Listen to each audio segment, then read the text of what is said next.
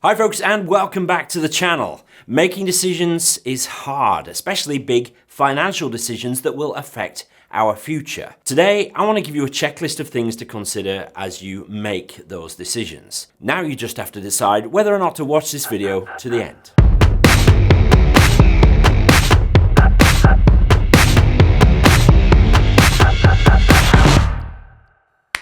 If you're new here, my name is Pete Matthew. I'm a chartered financial planner based in Cornwall in the UK, and I've been putting up content on YouTube for more than 10 years, giving you everything you need to know and everything you need to do to secure your financial future. Financial decisions are hard because of the potential ramifications. That's actually true of all decisions, but somehow when there's money on the line, we struggle even more. So let's see what we can do to help with that. Remember, a downloadable PDF checklist from today's show is available at the MeaningfulMoney website, and there's a link in the description below. Okay, the first step on our checklist for financial decisions is to know yourself. As we approach any decision, a really good starting point is to be honest with ourselves. So, are we generally hasty? Do we overcomplicate things? Do we tend to regret and rethink big decisions after the event? Trouble is, it's really hard to know ourselves, honestly. Nobody lies to us more than ourselves. Am I right? To know ourselves is a life's journey. Socrates famously said that an unexamined life is not worth living. Marcus Aurelius wrote journals and letters to himself, reminding himself of timeless truths because he knew his own tendencies to forget. So I suggest you carve out an hour and ask yourself some questions, writing down the answers in a notebook. Or there's a checklist and a worksheet that you can work through this, available from the Meaningful Money site. So here are some questions for you. How do I usually approach a big decision? Maybe think back to the last one that you made. What worries or occupies me most about the future? What matters most in my life? What elements of my character and temperament would I like to change? Where does my comfort zone end, and how might I push it further? This is, or should be, our life's work, but we will never fully know ourselves, but it is an end worth pursuing. Step number 2 is to establish some context for the decision. When we're facing a big decision, whether that's financial or otherwise, take the time to establish the context for that decision. I think the first question to ask yourself is just how big is this decision anyway? Many decisions actually are not as far-reaching as they first appear, and their ramifications need not be life-defining. One way to establish context is to consider the potential knock-on effects of this decision. Does this decision lead to another that's got to be made? So we end up with a kind of decision chain. If so, then do you really need to consider all the links in that chain at once here at the start? Or can you actually make this decision in isolation and then move on to the next? Step 3, ignore your gut and avoid spreadsheets. So there are 2 approaches to complex decision making that you really should avoid at all costs. So the first of those is gut feeling. Gut feelings serve us really well for some things, like low-level, instantaneous decisions which are almost unconscious. This is the realm of fight or flight decisions, but really the gut should not be used to approach more complex decisions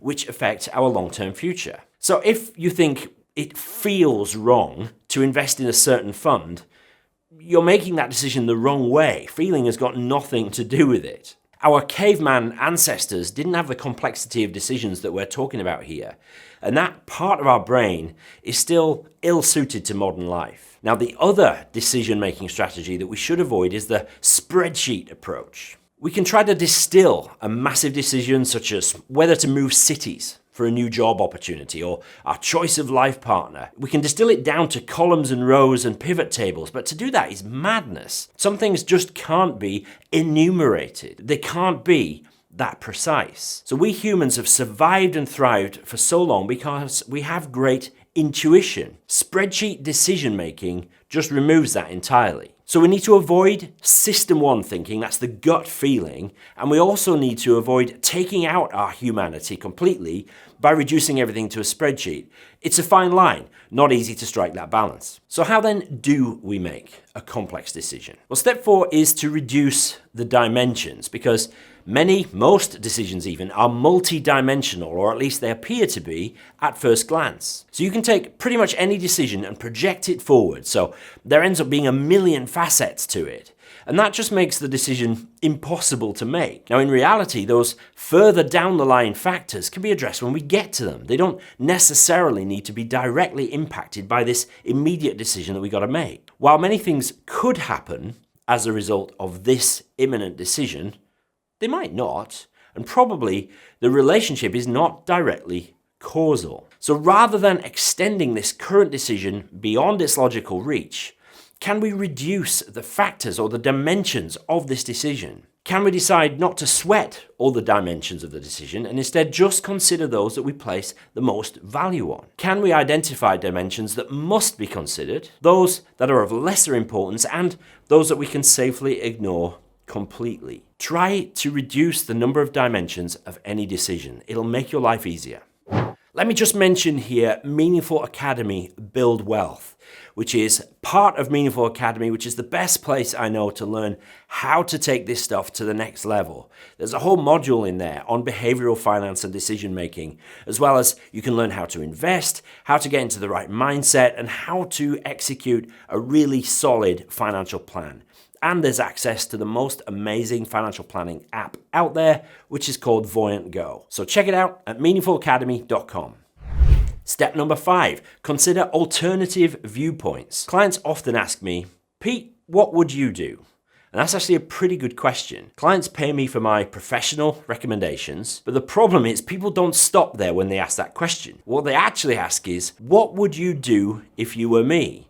And that's a nonsense question. I'm not them, so how can I answer as if I was? Asking what someone else with a different outlook on life, with a different perspective would do makes a lot of sense, because in so doing, what you're trying to do is overcome the mother of all cognitive biases, confirmation bias. Now, confirmation bias is the tendency to see everything as confirming our own previously held beliefs, and we exclude anything which might challenge those beliefs, either consciously or unconsciously. This is really insidious and dangerous and can only be addressed intentionally. So picture in your mind somebody who you admire and trust, somebody with good judgment, and ask yourself, what would they do in this situation? How would they handle things, and what might be the outcome of that? Number 6, create frameworks. Decision frameworks are parameters set ahead of time that increase the odds of you making a good decision. So we might say, for example, that we will never make an important financial decision on a weekday evening. Why might be the case? Well, we might tend to be tired after a work day, not at our cognitive best, and putting the rule in place ahead of time means that we don't have to think about whether or not to make a decision on a Wednesday. We can put it off till Sunday morning when we're refreshed and alert. We could decide never to make a big decision while drinking alcohol for all the obvious reasons. Or we could decide that whenever we're thinking of making a big purchase, we force ourselves to defer that purchase for 7 days or a month or whatever, and see if we still want or need that thing after that long. Frameworks like this nudge us towards making good decisions. Simple as that. Quick shout out here to my sponsors, 7 Investment Management, who have been helping me out on Meaningful Money here for more than a decade. So I'm so grateful to them. Check out what they're up to at 7im.co.uk. Now, back to the checklist. Step number 7, as you approach a financial decision, or any other decision really, is to wait. I think the best thing we can do very often is just to defer a decision while we chew it over. There is a reason that we talk about sleeping on a big decision. I'm going to sleep on it. Our subconscious brain is amazing, and it can work on a problem even while we're unaware, even when we're asleep. So we awake then with greater clarity about whatever it was that we were stewing over when we went to bed. Waiting, I think, is arguably the most powerful decision-making hack, and it's the easiest to implement. So take a breather before making a big decision. Put it off, if it's not urgent, of course, and just address it in its own good time. Most decisions are not urgent, and most can wait for at least 24 hours, if not longer. Okay, we're doing well. We're on to step 8, which is to take action, because eventually we'll have a decision to make and we'll need to take action off the back of it. And this is hard, especially if you've got money on the line. The reason I have a job is that in making a professional recommendation, I am taking the decision from the client off them onto myself, and that makes it easier for them. The vast majority of decisions, whether financial or otherwise, are not life or death. There are very few decisions that, if you make them badly, you couldn't recover from, given enough time. You might be set back for a while, but probably most decisions are not make or break, not life or death. And hopefully, that should give us some relief from the angst that comes from making a big decision. Now, once we've taken action, we need to prepare to be wrong because, unfortunately, things might go against us, and it pays to be prepared for that. Preparing to be wrong and steeling ourselves for that eventuality should strengthen our resolve. It shouldn't paralyze us into inaction. Be prepared and you won't be surprised. Take another thought experiment. What if this decision does backfire? What is the worst case scenario outcome? Could I recover from that? Chances are the answer is yes. And so your decision and the action based on it becomes a calculated risk. And maybe even then, you can mitigate some of the downside risk ahead of time. And finally, number 10, keep your decisions under review. Not just the outcome of the decisions themselves, but the way that you made them. So you might think, I made this decision and I put it off for months because of my fear of the outcome. Turns out that outcome never materialized. And in deferring the decision, I actually made things worse. So how might I make that decision differently next time? Say it with me. This is all about being intentional. Smart people make good decisions by approaching them intentionally, bearing in mind all the steps that we've gone through in this checklist. So hopefully this list of considerations for making financial decisions will be helpful. Isn't it funny how much of this flies in the face of conventional wisdom?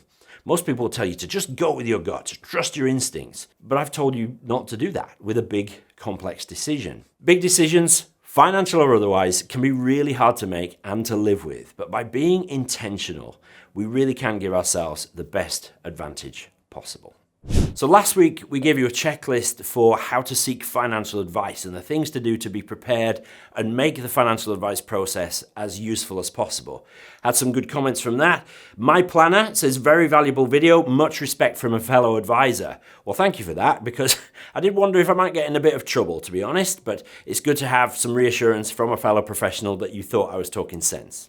This one from Abina Asamoah, who says, so helpful. I'm sharing this. Abina, thank you so much. Thank you for sharing. It really, really helps. So if these checklists are useful, please do share them and hit subscribe and like. We've also been messing around with the new Shorts feature on YouTube, little sub 60-second videos. And Suited Aces 1989 said, who else thought Pete was going to recommend shorting as an investment strategy?